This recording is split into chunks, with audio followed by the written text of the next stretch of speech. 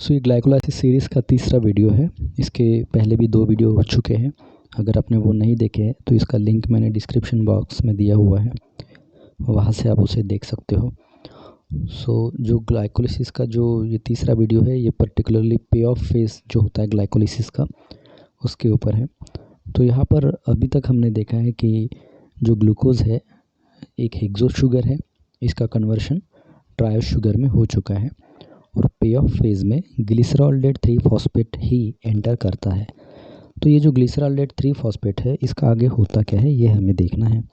तो अभी हम इसकी 6th रिएक्शन पर हैं। तो इसमें क्या होगा, जो ग्लिसरॉल्डेट 3 फॉस्फेट डिहाइड्रोजनेज एंजाइम जो है, जिसे कोफैक्टर जिसे एनएडी कोफैक्टर लगता है, तो ये एंजाइम ग्लिसरॉल्डेट 3 फॉस्फेट का कन्वर्शन 1,3-bis फॉस्फोग्लिसरेट में कर देगा।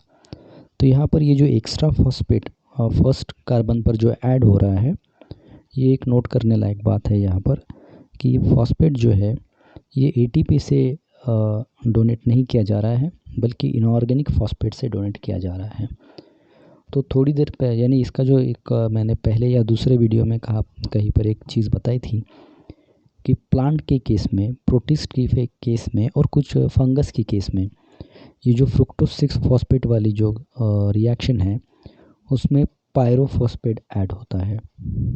ओके, एनिमल के केस में एटीपी लगेगा, लेकिन प्लांट, फंगस, प्रोटिस्ट, इनके केस में और कुछ बैक्टीरिया के केसेस में एटीपी की जगह पर वहाँ पर पायरोफॉस्फेट यूज़ किया जाता है।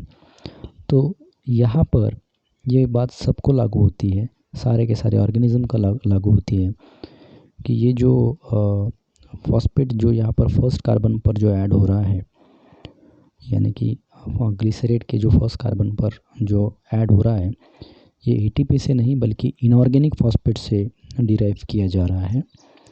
ओके, तो ये जो NAD जो कोफैक्टर है, इसका at the end of reaction NADH2 में कन्वर्शन होता है। ओके, और ये जो NADH2 है ये रिसाइकल करना पड़ता है। अगर क्यों रिसाइकल करना पड़ेगा, क्योंकि जो NAD का जो पूल होता है सेल्स के अंदर, वो बहुत कम होता है। अगर सारा का सारा NAD खर्च हो जाएगा ग्लाइकोलाइसिस करने में, और वो अगर रिसाइकल नहीं किया गया, उससे अगर एनर्जी डिराइव करके उसे वापस नहीं लाया गया, तो ग्लाइकोलाइसिस की जो अगली रिएक्शंस जो होगी वो होगी नहीं।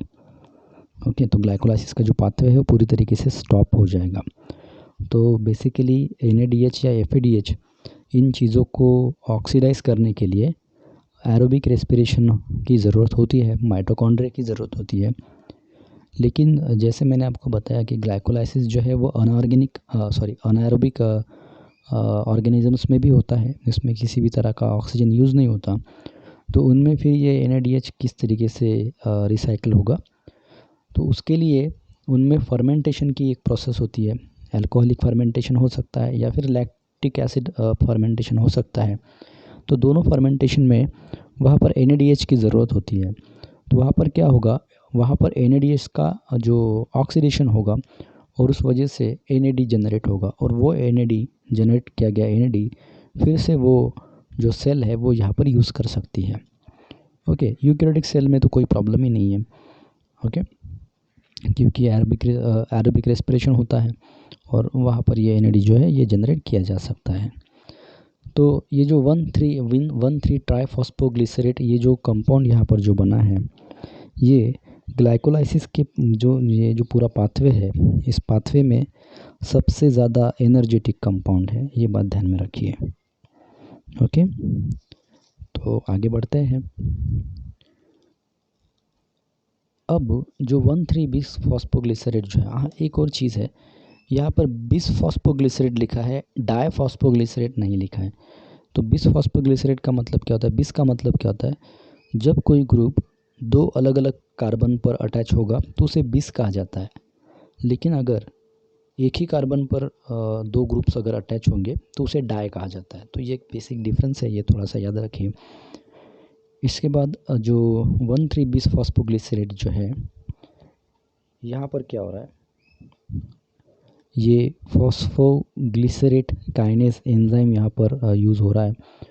और फॉस्फोग्लिसरेट काइनेज एंजाइम इस हाईली एनर्जेटिक मॉलिक्यूल से एनर्जी जो है वो ड्रॉ कर रहा है और उस एनर्जी से यहाँ पर 2 ATP बना रहा है। क्यों? क्योंकि यहाँ पर जो जितने भी मॉलिक्यूल्स है वो सब के सब ट्वाइस है, तो यहाँ पर ATP का सिंथेसिस हो रहा है।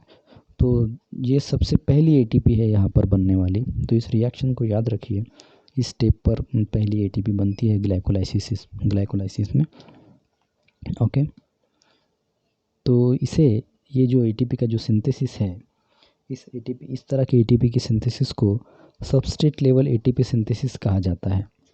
ओके, तो ये जहाँ पर रिएक्शन हो रही है वहीं पर ये सिंथेसिस हो रही है, इसलिए इसे सबस्ट्रेट लेवल ATP सिंथेसिस कहा जाता है।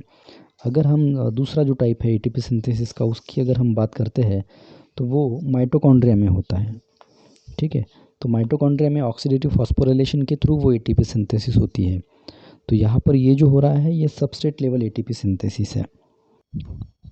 तो अगली रिएक्शन में जो 3-फॉस्फोग्लिसरेट है, इसका कन्वर्शन 2-फॉस्फोग्लिसरेट में किया जाता है। यहाँ पर अगर आप ऑब्ज़र्व करोगे तो जो फॉस्फेट है उसका पोजीशन जो है वो चेंज हो चुका है। तो पहले इसमें 3rd कार्बन पर था, अब ये 2nd कार्बन पर है।